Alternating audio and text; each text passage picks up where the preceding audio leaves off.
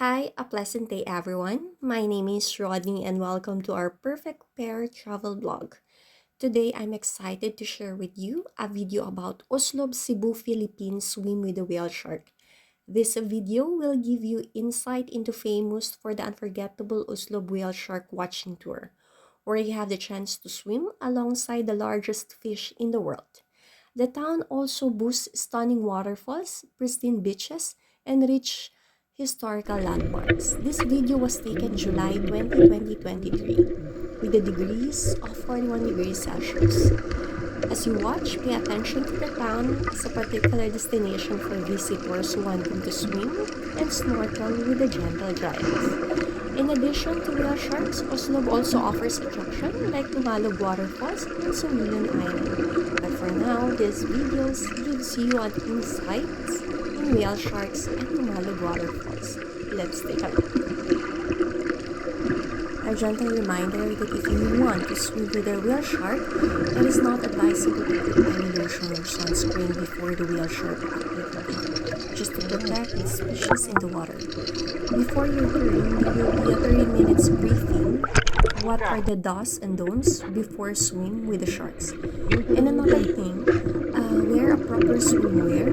And if you have a GoPro, much better because it will not cost extra charges. Because if it's not, you're gonna pay additional 450 pesos for 1 hour. That is a GoPro rent. So the tour guide are very friendly and accommodating when it comes to filming. It's okay as well if you don't know how to swim, as long as you wear your life jacket. You're protected. At the end of the video, we're gonna share to you the cost and how to get here. And this video was taken July 2023.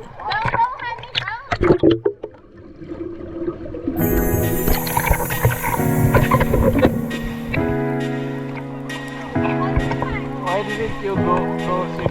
Why you didn't go down? You must go down.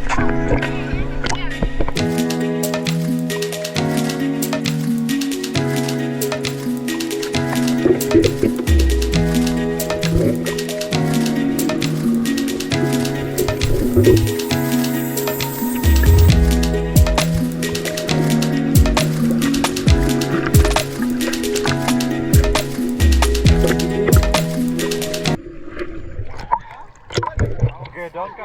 From Cebu Airport going to Oslo, it took 4 hours traveling time with bus, and from there, we have 1 day to travel.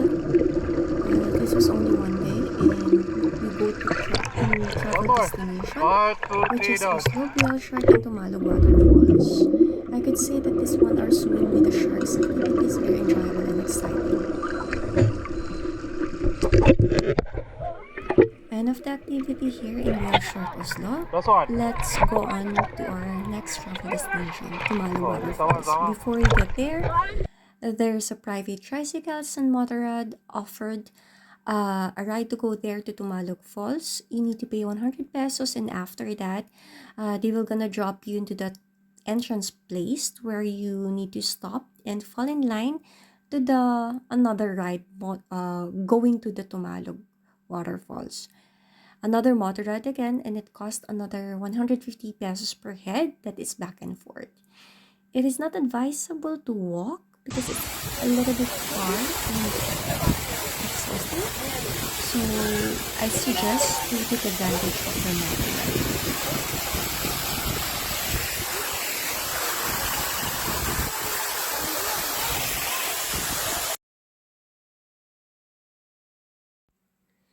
Thank you for watching this video, and we hope that you enjoy, and please don't forget to hit the like and subscribe button for more upcoming videos. See you in our next journey. Bye!